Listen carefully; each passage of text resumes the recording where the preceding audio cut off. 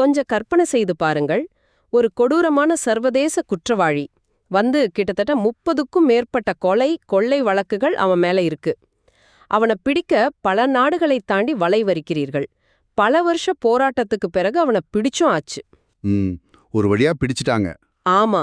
ஆனா அவனை உங்க நாட்டுக்கு கொண்டு வரணும்னா, அதாவது இவனுக்கு மரண தண்டனை கொடுக்கக்கூடாது, அதிகபட்சம் 25 வருஷம்தான் சிறையில வைக்கணும் அப்படின்னு ஒரு நிபந்தனைக்கு நீங்க தலையாட்ட வேண்டியிருக்கு. இது கேட்கவே ஒரு பெரிய முரண்பாடா இருக்குல்ல. கண்டிப்பா. இது ஒரு பக்கம் இருக்கட்டும். இன்னொரு பக்கம் பாத்தீங்கன்னா, பல தசாப்தங்களா புரையோடி போயிருக்கிற ஒரு ஊழல் சிஸ்டம் ஒரு மாநிலத்துல இருக்கு. ஒரு புதிய அரசியல் தலைவர் பதவியேத்த முதல் நாள்லயே, அதாவது இன்னைக்கு பதவி ஏத்தா நாளைக்கே ஏதோ மந்திரம் போட்ட மாதிரி எல்லாமே ஒழிஞ்சிடும்னு ஒரு வாக்காளர் கண்மூடித்தனமா எதிர்பார்க்கிறார். அது எப்படி ஒரு நாள்ல நடக்கும்? அதாவது ஒண்ணு உணர்ச்சிகளே இல்லாத ரொம்ப கராரான சட்ட அமைப்பு, இன்னொன்னு எந்த லாஜிக்கும் இல்லாத மனிதர்களின் எல்லையற்ற எதிர்பார்ப்பு. ஆமா, சட்டத்தோட தர்க்கம் எப்படி சர்வதேச அளவுல வேலை செய்யுது, அதே நேரம் மனிதர்களோட உணர்வுகள் எப்படி ஒரு மாநிலத்தோட தலையெழுத்தையே மாத்த துடிக்குது அப்படிங்கறத ஒப்பிட்டு பார்க்க போறோம். வணக்கம். இது பல்வேறு ஆதாரங்களை அடிப்படையாக கொண்ட நமது விரிவான பார்வை. இன்னைக்கு தேதி மே 11, 2026. சரி, இத கொஞ்சம் பிரிச்சு பாப்போம். கண்டிப்பா. ஆனா அதுக்கு முன்னாடி ஆமா, நல்ல வேளை ஞாபகப்படுத்தினீங்க. கேக்கும் உங்களுக்கு ஒரு முக்கியமான விஷயத்தை நாங்க தெளிவுபடுத்த விரும்புறோம். நாங்க எந்த அரசியல் நிலைப்பாட்டையும் ஆதரிக்கல. உண்மைதா. இந்த ஆதாரங்கள்ல இருக்கிற அரசியல் சமூக கருத்துக்கள் அது எந்த தரப்பா இருந்தாலும் சரி, நாங்க எந்த பக்கமும் சாராம மூலப்பொருட்கள்ல என்ன இருக்கோ அதை அப்படியே எந்த விருப்போ இல்லாம நடுநிலையோடு உங்களுக்காக விவாதிக்கிறோம். கரெக்ட். ஏன்னா மனித உணர்வுகளோட சம்பந்தப்பட்ட விஷயங்களை பேசும்போது சார்பு நிலை இல்லாம லாஜிக்கா அணுகிறது ரொம்ப அவசியம். சரி, இப்போ விஷயத்துக்கு வருவோம். முதல்ல இந்த சர்வதேச நாடு கடத்தல் விவகாரத்தை எடுத்துப்போம். ஹரியானாவைச் சேர்ந்த அபய் ராணா அப்படிங்கிற குற்றவாளிய போர்ச்சுகல் நாட்டுல இருந்து இந்தியாவுக்கு கொண்டு வந்திருக்காங்க. இவன் சாதாரண ஆள் கிடையாது. ஆமா, 30க்கும் மேற்பட்ட கொலை, மிரட்டி பணம் பறித்தல் வழக்குகள் இருக்கு. சிபிஐ அப்புறம் ஹரியானா போலீஸ்லாம் சேர்ந்து இன்டர்போல் மூலமா ஒரு ரெட் கார்னர் நோட்டீஸ் கொடுத்து போர்ச்சுகல்ல வச்சு அவனை புடிச்சிட்டாங்க. இது 2007ஆம் வருஷம் இந்தியாவுக்கும் போர்ச்சுகலுக்கும் நடுவுல கையெழுத்தான ஒரு ஒப்பந்தத்தின் அடிப்படையில நடந்திருக்கு. ஆனா இப்ப எனக்கு ஒரு சந்தேகம். இந்த ரெட் கார்னர் நோட்டீஸ் அப்படிங்கிறது நிஜமாவே எப்படி வேலை செய்யுது? அது ஒரு சர்வதேச கைது வாரண்ட் மாதிரி செயல்படுமா? இல்ல, அங்கதான் பல பேருக்கு ஒரு தப்பான புரிதல் இருக்கு. அதாவது ரெட் கார்னர் நோட்டீஸுங்கிறது ஒரு சர்வதேச கைது வாரண்ட் கிடையாது. ஓ, அப்படியா? ஆமா, இன்டர்போல் அமைப்புக்கு யாரையும் நேரடியா போய் கைது பண்ற அதிகாரம்லாம் கிடையாது. அப்புறம் எப்படி அவங்க பிடிச்சாங்க? சொல்றேன் கேளுங்க. இது உலகத்துல இருக்கிற காவல்துறைகளுக்கு வைக்கப்படுற ஒரு கோரிக்கை. அதாவது இந்த நபர் ஒரு பெரிய குற்றத்தை செஞ்சுட்டு எஸ்கேப் ஆயிட்டான், உங்க நாட்டுல இருந்தா கொஞ்சம் தேடி பிடிச்சு தற்காலிகமா கைது பண்ணி வைங்க, நாங்க சட்ட ரீதியா கூட்டிட்டு போறோம் அப்படின்னு சொல்ற ஒரு அலர்ட் தான் இது. ரைட். அப்ப ஹரியானா போலீஸ் நேரடியா இன்டர்போலுக்கு போனாங்களா? இல்ல, இந்தியாவுல சிபிஐ தான் இன்டர்போலுக்கான தொடர்பு மையம். ஸோ சிபிஐ மூலமா பிரான்ஸ்ல இருக்கிற இன்டர்போல் தலைமையகத்துக்கு கோரிக்கை போகும். அவங்க இது ஒரு அரசியல் பழிவாங்களா இல்ல நிஜமான குற்றமான அலசி பார்த்துட்டு தான் நோட்டீஸ் வெளியிடுவாங்க. ஓஹோ, அப்போ போர்ச்சுகல் போலீஸ் இந்த நோட்டீஸ பார்த்துட்டு அவனை கைது பண்ணிருக்காங்க. ஆனா இதுல ஒரு சிக்கலான ஃபைன் பிரிண்ட் உள்ள வருது பாருங்க. அதாவது அந்த தண்டனை குறிப்பு தான். கரெக்ட். 2007 ஒப்பந்தத்தின்படி இந்தியாவுக்கு ஒரு பெரிய கண்டிஷன் போட்டிருக்காங்க. அபய் ராணாவுக்கு மரண தண்டனை கொடுக்கக்கூடாது, அதிகபட்சம் 25 வருஷம் தான் சிறைன வைக்கணும்னு போர்ச்சுகல் உத்தரவாதம் வாங்கிட்டு தான் ஒப்படைச்சிருக்காங்க. ஆமா, இதுல சுவாரஸ்யமான விஷயம் என்னன்னா, ஒரு நிமிஷம், 30 கொலை பண்ண ஒருத்தனுக்கு வெறும் 25 வருஷம் தானா? இது எந்த விதத்துல நியாயம்? பாதிக்கப்பட்டவங்களுக்கு இது எப்படி நீதிய பெற்றுத்தரும்? இது ஒரு சாதாரண குடிமகனா பார்த்தா கண்டிப்பா அநீதியா தான் தெரியும். ஆனா சர்வதேச சட்டத்துல இது வேற மாதிரி வேலை செய்யுது. போர்ச்சுகல் ஐரோப்பிய ஒன்றியத்துல இருக்கிற ஒரு நாடு. அதனால ஐரோப்பிய நாடுகள்ல பாத்தீங்கன்னா மனித உரிமைகள் சாசனத்துல ரொம்ப கராரா இருப்பாங்க. அவங்க சட்டப்படி யாருக்கும் மரண தண்டனை கொடுக்க கூடாது. ஓ, அப்போ அவங்க நாட்டு சட்டத்தை காப்பாத்திக்க நம்ம நாட்டுல தப்பு பண்ணவனுக்கு நம்ம தண்டனைய குறைச்சுக்கணுமா? அதாவது இது ஒரு கசப்பான யதார்த்தம். இத சட்ட வல்லுநர்கள் ராஜதந்திர ரீதியான ஒரு சமரசம்னு சொல்றாங்க. ஒருவேளை இந்தியா இதை மீறி மரண தண்டனை கொடுத்தா என்ன ஆகும்னு நினைக்கிறீங்க? என்ன ஆகும்? வேற எந்த நாடும் நமக்கு குற்றவாளிகளை நாடி கடத்த மாட்டாங்க. எக்ஸாக்ட்லி. ஃபியூச்சர்ல எந்த ஐரோப்பிய நாடும் நமக்கு சப்போர்ட் பண்ணாது.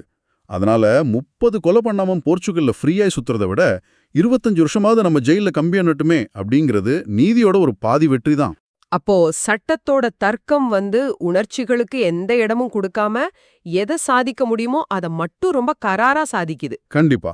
ரைட். சர்வதேச அளவுல சட்டங்கள் இப்படி கராரா இருக்கு. ஆனா நம்ம ஊர் உள்நாட்டு அரசியல்ல எந்த லாஜிக்கும் சட்டதிட்டங்களுக்கு உட்படாத ஒரு புதிய அரசியல் அலை உருவாங்கியிருக்கு. நீங்க நேத்து நடந்த விஷயத்த சொல்றீங்க? ஆமா. கராரான சட்டங்கள்ல இருந்து இப்போ மக்களோட எல்லையற்ற எதிர்பார்ப்புகளுக்கு வருவோம். நேற்றைய தினம், அதாவது மே 10, 2026 தமிழகத்தின் 13வது முதலமைச்சரா விஜய் பதவியேற்றுள்ளார். இது தமிழக அரசியல்ல ஒரு மிகப்பெரிய திருப்புமுனை. போன மாசம் ஏப்ரல் 23 நடந்த தேர்தல்ல அவரோட தமிழக வெற்றிக் கழகம் 108 இடங்களை பிடிச்சிருக்கு. அதுவும் காங்கிரஸ், கம்யூனிஸ்ட், விடுதலை சிறுத்தைகள், முஸ்லிம் லீக் இவங்களோட ஆதரவோட ஆட்சியை பிடிச்சிட்டாங்க. ஆமா. அவர் பதவி ஏத்த உடனே பெரிய ஆக்ஷன்ல இறங்கிட்டாரு. முதல் கையெழுத்தா சிங்கப்பெண் சிறப்பு அதிரடிப்படை, அப்புறம் போதைப்பொருள் தடுப்பு சிறப்பு நடவடிக்கை, இதெல்லாம் போக எல்லா வீடுகளுக்கும் 200 யூனிட் இலவச மின்சாரம். இதுல நிறைய கோப்புகள்ல கையெழுத்து போட்டிருக்காரு. அது மட்டும் இல்ல, கடந்த திமுக அரசு 10 லட்சம் கோடிக்கும் மேல கடன் வச்சுட்டு கஜானாவையே காலி பண்ணிட்டாங்கன்னு ரொம்ப கடுமையா குற்றம் சாட்டியிருக்காரு. ஆமா, அந்த விமர்சனம் ரொம்ப ஸ்ட்ராங்கா இருந்துச்சு. ஆனா இங்கதான் விஷயம் ரொம்ப சுவாரஸ்யமாகுது. ஒரு பக்கம் கஜானால காசு இல்ல, 10 லட்சம் கோடி கடன்னு ஓப்பனா சொல்றாரு. ஆனா அதே கையால 200 யூனிட் இலவச மின்சாரம்னு ஒரு மிகப்பெரிய செலவு வைக்கிற திட்டத்துல கையெழுத்து போடுறாரு. இத பொருளாதார ரீதியா எப்படிங்க சாத்தியம்? இது ரொம்ப முக்கியமான கேள்வி. இதை நம்ம கொஞ்சம் லாஜிக்கா உடைச்சு பார்க்கணும். இப்போ இந்த 10 லட்சம் கோடி கடனுங்கிறது ஒரு நாள்ல வந்தது கிடையாது. கரெக்ட். ஒரு மாநில அரசு தன்னோட வருவாயில பெரும்பகுதிய சம்பளம், பென்ஷன், வாங்கின கடனுக்கான வட்டி இதுக்கே செலவு பண்ணிடுறாங்க. இப்போ இந்த இலவச மின்சாரம் கொடுத்தா மின்சார வாரியத்துக்கு வர்ற நஷ்டத்தை அரசு தான் ஈடுகட்டணும். இதுக்கு எங்கிருந்து பணம் வரும்? ஒன்னு, தொழிற்துறைகளுக்கான கரண்ட் பில்லை ஏத்தணும், இல்லைன்னா மறுபடியும் புதுசா கடன் வாங்கணும். அதாவது பழைய கடனுக்கு வட்டி கட்டவும் புது வாக்குறுதியை நிறைவேற்றவும் திரும்ப திரும்ப கடன் வாங்குற ஒரு சைக்கிள்ல தான் மாட்டிப்பாங்க. இப்போ இன்னொரு விஷயமும் இதுல இருக்கு. ஒரு பக்கம் கடனை பத்தி பேசுற அவர் மத்திய அரசோட திட்டங்களை ஏன் நேரடியா விமர்சிக்கிறதே இல்ல. இது நீங்க கவனிச்சிங்களா? தேர்தல்லையும் சரி, நேத்து பதவி ஏத்த பிறகும் சரி, பிளவுவாத அரசியல்னு ரொம்ப பொதுவா சொல்றாரே தவிர மத்திய அரச பேர் சொல்லியோ திட்டங்களையோ விமர்சிக்கல. ஏன் இந்த மௌனம்? இப்போ இத நம்ம நிதி கூட்டாட்சி தத்துவத்தின் அடிப்படையில தான் பார்க்கணும். இப்போ அவர் வெறும் நடிகர் கிடையாது, அவர் ஒரு மாநிலத்தோட சிஎம். உண்மைதான். ஒரு புது அரசாங்கம் தொடங்கும்போது ஆரம்பத்திலே மத்திய அரசோட ஒரு நேரடி மோதலை தவிர்க்கிறது ஒரு அரசியல் ராஜதந்திரம். இதை ஒரு பெரிய கண்ணோட்டத்துல பார்த்தோம்னா முந்தைய ஆட்சியை விமர்சிச்சா அது ஓட்டா மாறும். ஆனா ஆட்சிக்கு வந்த பிறகு மாநில நிர்வாகத்தை நடத்த நிதி வாங்க மத்திய அரசு அனுசரிச்சு போறதுதான் தேவை. ஓ, அந்த முதிர்ச்சியை காட்ட அவர் ட்ரை பண்றாருன்னு சொல்றீங்க. கண்டிப்பா.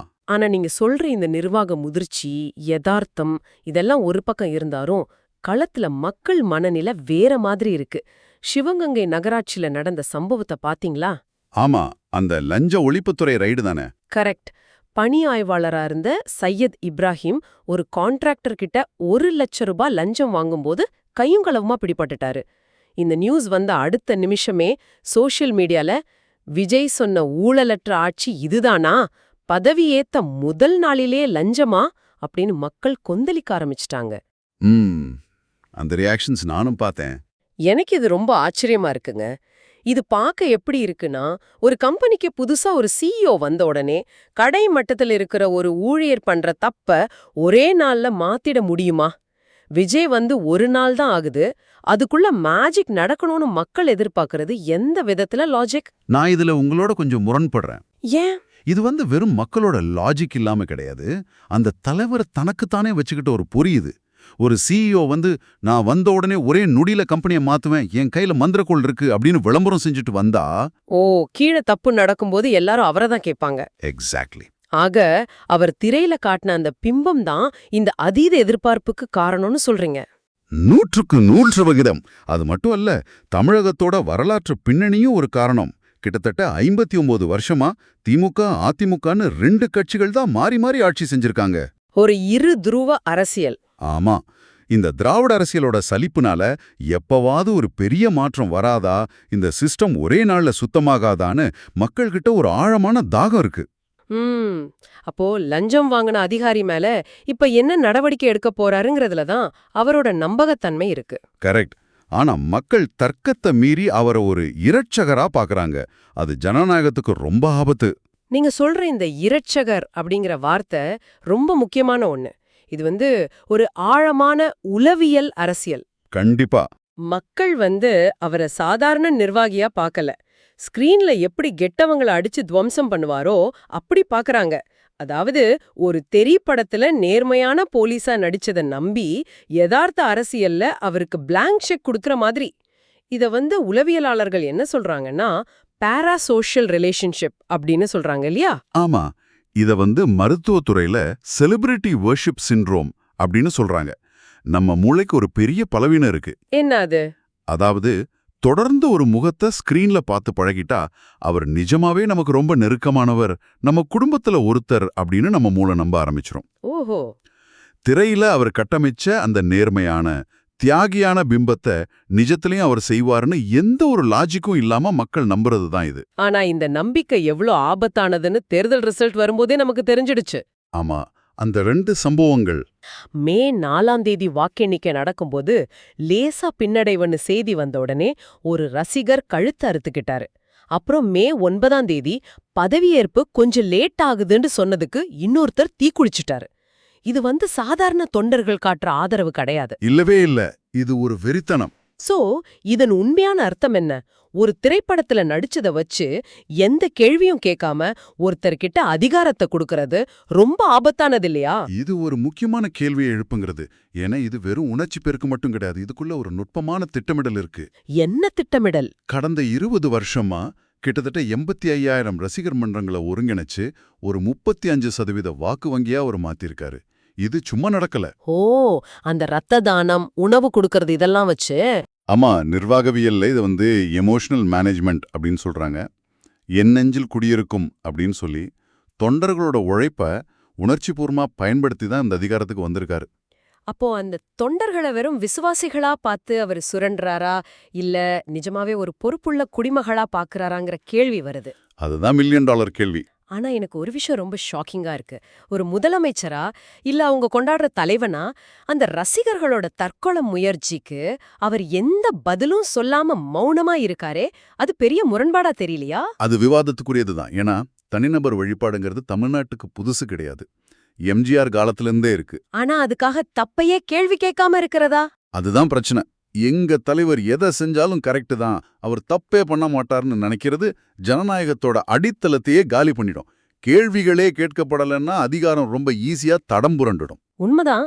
ஆனா அவர் வெறும் இந்த உணர்ச்சிகளை மட்டும் வச்சுட்டு வண்டி ஓட்டுறாருன்னு சொல்லிட முடியாது. அவர் நிறைய மூத்த தலைவர்களோட ஆலோசனைகளையும் கேட்கிறாருன்னு தரவுகள் சொல்லுது. ஆமா, அதையும் நம்ம பதிவு செய்யணும். உதாரணமா மதிமுக முன்னாள் அவைத்தலைவர் திருப்பூர் துரைசாமி மாதிரி சீனியர் லீடர்ஸ் அவருக்கு அட்வைஸ் பண்றாங்க. அவங்க மூலமா தான் அரசாங்கத்துக்குள்ள இருக்கிற சில ஓட்டைகள், அதாவது தற்போதைய அமைச்சர் ஆதவ் அர்ஜுனா மீதான விமர்சனங்கள் எல்லாம் அவர் தெரிஞ்சுக்கிறாருன்னு நியூஸ் வருது. அது நிர்வாக ரீதியா ரொம்ப நல்ல விஷயம். திருப்பூர் துரைசாமி மாதிரி ஆட்கள்லாம் பல வருஷமா அரசியல்ல இருக்காங்க. ஒரு ஃபைல் எப்படி நகரும், அதிகாரிகள் எப்படி எஸ்கேப் ஆவாங்கன்னு அரசாங்கத்தோட அத்தனை நெளிவு சுழிவுகளும் அவங்களுக்கு தெரியும். ஓ, இது அதிகாரத்துவ எக்ஸ்ரே பார்வைன்னு சொல்லலாமா? கரெக்ட், அப்படிதான் சொல்லணும். இந்த மாதிரி மூத்த தலைவர்களோட ஆலோசனைகள் வரும்போது இந்த புது அரசுக்கு ஒரு மெச்சூரிட்டி கிடைக்கும். ரைட்.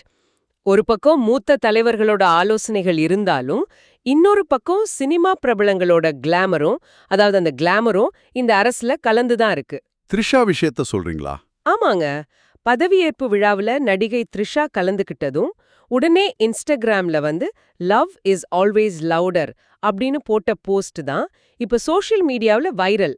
இது சும்மா ஒரு நட்புக்கான விசிட்டா, இல்ல இதுக்குள்ள ஒரு அரசியல் கணக்கு இருக்கா? இதுல கண்டிப்பா ஒரு அரசியல் கணக்கு ஓடிட்டு இருக்கு. என்ன சொல்றீங்க? இப்போ மக்கள் பிரதிநிதித்துவ சட்டப்படி பாத்தீங்கன்னா ஒரு வேட்பாளர் 2 தொகுதியில ஜெயிச்சா 14 நாளுக்குள்ள ஒரு தொகுதியா ராஜினாமா பண்ணணும். ஆமா, விஜய் பெரம்பூர் அப்புறம் திருச்சி கிழக்கு 2லயும் ஜெயிச்சிருக்கிறாரு. அதான் அவர் ஒருவேளை திருச்சி கிழக்கு தொகுதியை ராஜினாமா பண்ணா அங்க நடக்கிற இடைத்தேர்தல்ல த்ரிஷா ஆளுங்கட்சி வேட்பாளரா நிக்கலான்னு அரசியல் வட்டாரத்துல ரொம்ப ஸ்ட்ராங்கா பேசப்படுது. நிஜமாவா? ஆனா இது பத்தி எந்த அதிகாரப்பூர்வ அறிவிப்பும் இன்னும் வரலையே. இன்னும் வரல, ஆனா கட்சிக்குள்ள தீவிரமா பேசிட்டு இருக்காங்க. த்ரிஷாவுக்கு நேரடி அரசியல் அனுபவம் இல்லைன்னாலும் அவங்க என்ஜிஓ மூலமா செயல்படலான்னு ஒரு பேச்சு இருக்கு.